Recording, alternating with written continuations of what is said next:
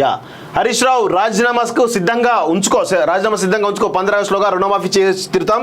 ఒక ఏడాది కడుపు కట్టుకుంటే చాలు బ్యాంకులకు ఎడమ చేత్తో చెల్లించేస్తాం. ప్రభుత్వాన్ని కూల్చే కుట్రలు జరుగుతున్నాయి, వాటిని సోషల్ మీడియా వైరస్ తిప్పికొట్టాలి.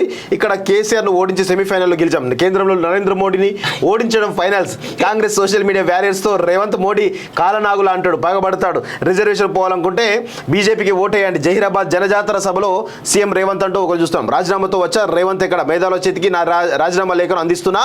ఆగస్టు 15లోగా రుణమాఫీతో పాటు 6 గ్యారంటీలను ఈ సర్కారు అమలు చేస్తే వాళ్ళే స్పీకర్కు ఇవ్వచ్చు అని చెప్పేసి చెప్తా ఉంటారు. రాసి పెట్టుకోండి మిత్రులారా. ఇక వీళ్ళు ఎంత ఈ కల్వకుంట్ల కుటుంబంలో ఎంత దిగజారి ఉంటారంటే ఆగస్టు 15లోగా రుణమాఫీతో పాటు 6 గ్యారెంటీలు అంటాడు. ఫస్ట్ ఏమో రుణమాఫీ అని చెప్పేసి అన్నాడు, ఇక దానికి యాడ్ చేశాడు. అంటే ఎంత పిరికినిరా నాయన, నువ్వు సిగ్గుండాలి కొంచెమైనా. నీకు చిత్తశుద్ధి ఉంటే నువ్వు అన్నావు, ఏమన్నావు, రుణమాఫీ చేయకపోతే రాజీనామా చేస్తావు అన్నాడు. ఆయన రాజీనామా చేస్తావు అన్నాడు. మరి రుణమాఫీతో పాటు 6 గ్యారెంటీ అయితే పెట్టినావు. మీకు చిత్తశుద్ధి ఉంటే ఇద్దరు కూడా రుణమాఫీ చేయకపోతే ఈయన రాజీనామా చేయాలి, రుణమాఫీ చేస్తే నువ్వు రాజీనామా చేయాలి.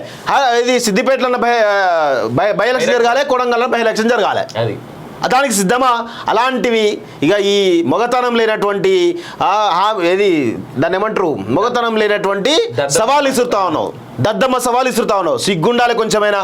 And we don't mind Revanth Reddy resign చేసి మళ్ళీ బై ఎలక్షన్ పోయి కొత్త సీఎం ఫామ్ అవుతాడా లేదంటే రేవంత్ రెడ్డి గెలుస్తాడా అనేది తర్వాత సంగతి. మాకు స్టేట్ కి కొత్త సీఎం వచ్చినా నష్టం లేదు, మంచి జరగాలంటే.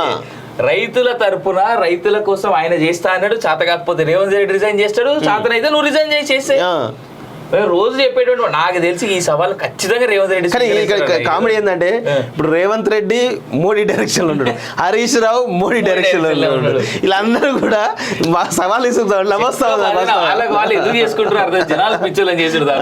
గుర్తుపెట్టుకోండి మిత్రులారా. వీళ్ళిద్దరూ ఇక వాస్తవం చెప్పాలంటే ఈ కేసీఆర్ కూడా ఒకనొక దశలో మోడీ లూప్లోనే ఉంటాడు వాస్తవం. కానీ అంత జనాల్ని మైండ్ డైవర్ట్ చేయడం తప్ప ఏది వాస్తవాలు మాట్లాడితే ఎవరికి నచ్చ వాస్తవంగా.